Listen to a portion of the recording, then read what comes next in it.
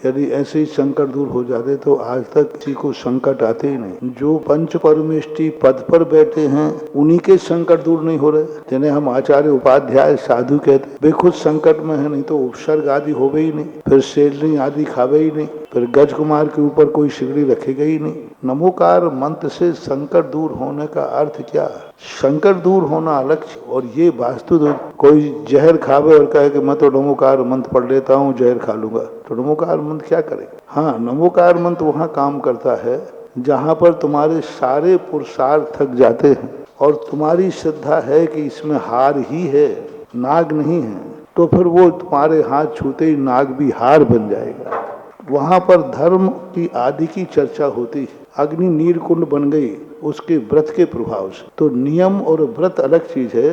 नमोकार मंत्र से संकट दूर हो जाते तो संसार में कोई संकट में ही नहीं रहता। नमोकार मंत्र हमें संबल देता है, साहस देता है, धृति देता है, सहन करने की शक्ति देता है। लेकिन जो नैमित्तिक संकट होते हैं, जैसे बीमारी है, अब बीमारी है तो है, अब उसमें नमोकार मंत्र से इतनी होगा कि तुम आज मरते थे तो 2 दिन और जिंदा रह जाओगे। नमोकार मंत्र करेगा, दवाई नहीं मिलती तो दवाई मिल जाएगी, डॉक्टर मिल जाएगा, और ज्यादा होगा तो उसकी जो शक्ति है वो कम हो जाएगी, और छोटे मोटे संकट हैं तो टल भी जाएंगे। ऐसी बात नहीं है। वास्तु दोष में रहने वाले लोग भी सुखी रहते हैं, क्योंकि उनका पुण्य इतना है, इतना पुण्य है कि वास्तु उसका कुछ बिगाड़ नहीं पाते। लेकिन थोड़ी सी पुण्य की कमी आ जाएगी।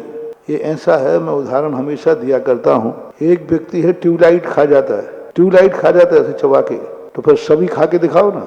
वो ट्यूबलाइट खा गया तो मैं कांच का तो क्या, ककड़ी का बीज भी चल जाए तो दस्त लग जाए साबुत, और वो पूरी ट्यूबलाइट खा गया। तो ऐसे कुछ लोगों के पुण्य के उदय होते हैं, तो वो थोड़ा सा इतराते हैं, देखा हम तो कुछ भी वास्तु मास्तु नहीं मानते हैं, हम तो कोई मुहूर्त नहीं मानते हैं। हाँ, नहीं मानते हो, अभी थोड़ा पुण्य का उदय है। हम तो कुछ भी खा लेते हैं, हमें तो कुछ भी नहीं होता। हाँ, थोड़ा पुण्य का उदय है, इसलिए कुछ है। जिसको थोड़ा सा स्वास्थ्य नाजुक हो ना, तो एक दाना भी पहुंच जाए तो 3 दिन दस्त लगते हैं। एक थोड़ा सा गड़बड़ पहुंच जाए तो वो नहीं खा पाते। तो इन सब सिद्धांतों को, पुण्य की तीव्रता में ये सिद्धांत मायना नहीं रखते, लेकिन जब पुण्य की थोड़ी सी मंदता आएगी तो हर चीज प्रभावित करेगी।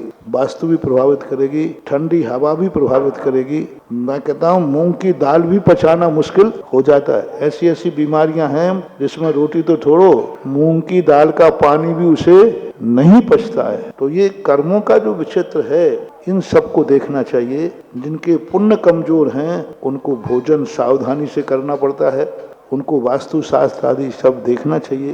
वास्तु शास्त्र कोई चीज नहीं है, एक व्यवस्था है। जैसे औषधि है, बीमारी है तो अपन औषधि लाते हैं। यदि जब तुम कहो कि जो कर्म से होना है वो होगा, तो फिर औषधि भी मत खाओ, नमोकार मंत्र की माला फेरो। तो ऐसा नहीं है, औषधि अलग चीज है, नमोकार मंत्र की एक व्यवस्था अलग चीज है।